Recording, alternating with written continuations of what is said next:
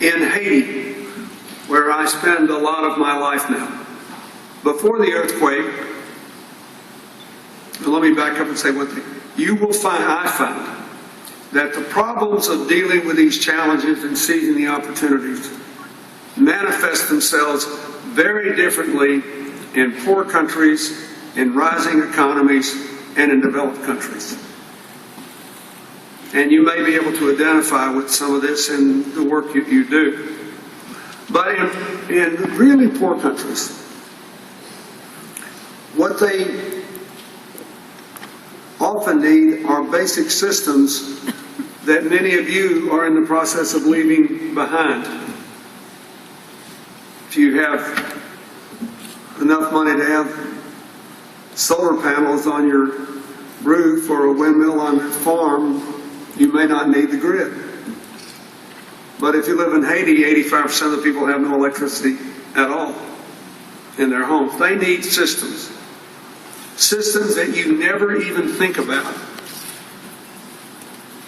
Just think about all the stuff we're taking for granted here.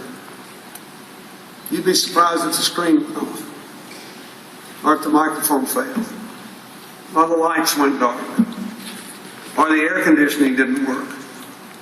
If you get really bored with my speech, you can excuse yourself. You can go to the loo or get a glass of water. I spend a lot of my time in places where people can't take any of that for granted.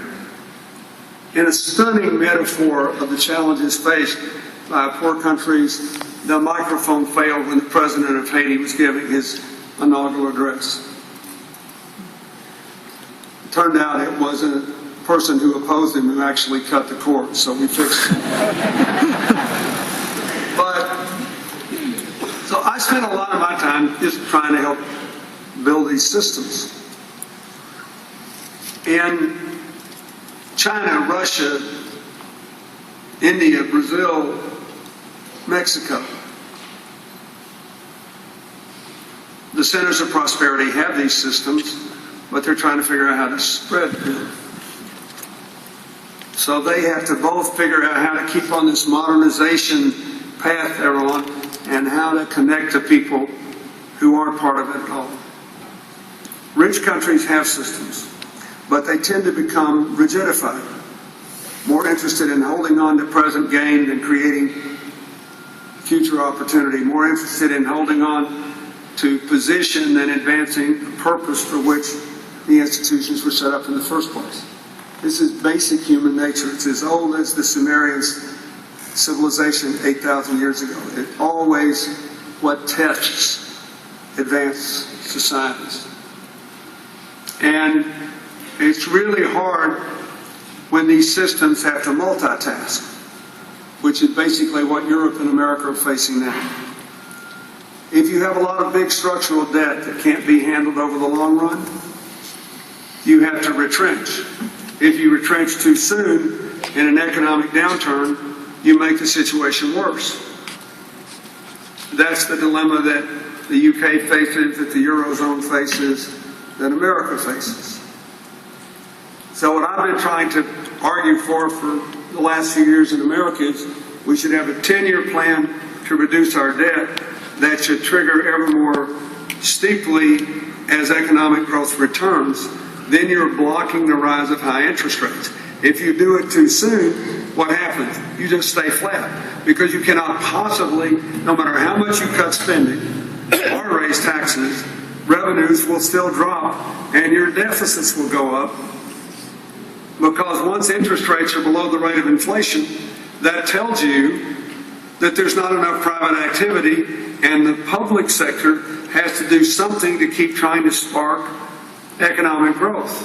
When private activity takes off, there'll be more demand for capital, interest rates will rise, you can worry about the deficit.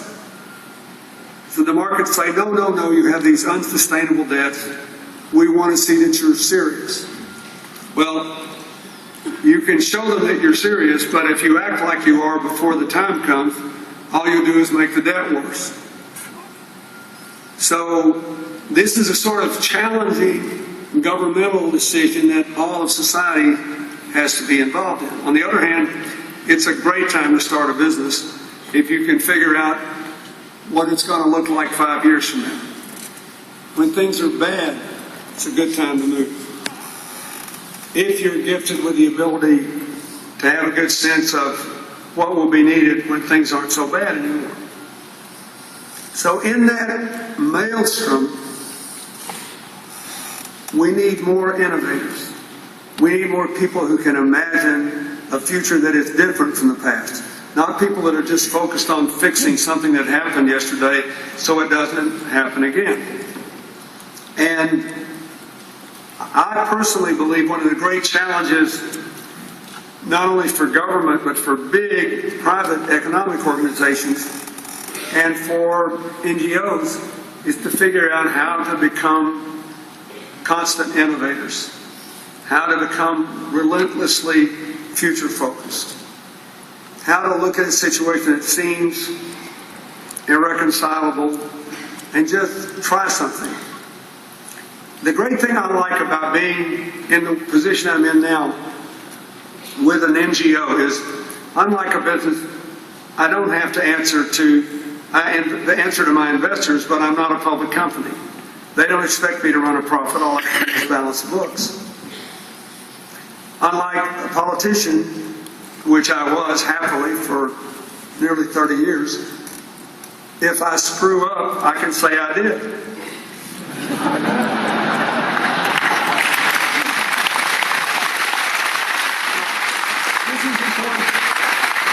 We should start rewarding politicians for saying, I tried this, it didn't work, I failed, I stopped. Now let's do something else.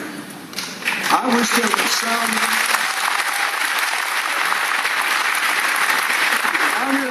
I wish one of these organizations that gives people awards would set up an award system for innovative political leaders who try things that don't work, admit it to their voters, say we tried this, here's why we tried it, it didn't work, we stopped, we're not wasting your money anymore, and here's what we learned, so we're going to try that. Think how real it would be. It would be so much better. You know, in politics, people are so afraid of bad press articles, they spend way too much time and energy trying to cover their backside. And it's not conducive to the kind of entrepreneurial, creative decision-making process that we all desperately need in every part of our society. So I like it when people ask me, you know, what do you think the biggest mistakes you made were as president? If you had to do over, what would you change? I like that. Because it's inconceivable that a person could make thousands and thousands and thousands of decisions with imperfect information in a limited time frame and never err. And the idea that we have to create this sort of mythical image of people, instead of realizing I hired a person to do a job. They made a lot of decisions. The end result was good. Not all the decisions worked out so well. Here were the ones that didn't work out so well and what we can learn from it. We need to create this kind of climate in the political systems of every country on earth. We all say we want innovators, we want people with an entrepreneurial spirit. You have to have the right to fail and admit it so you can succeed. Because if everyone knew what to do about every inequality, instability, and unsustainability challenge of the world, I'd be here talking about something else because all those problems would be solved. But let me just give you a few examples. When I left the White House in 2001, we had just arranged to set up the Global Fund for AIDS, TB, and malaria. But it had not yet been funded. The American program, which provides a lot of the world's funding that President Bush started, PEPFAR, had not yet been funded. So Nelson Mandela and I were going around the world rattling a tin cup trying to raise money to fight AIDS because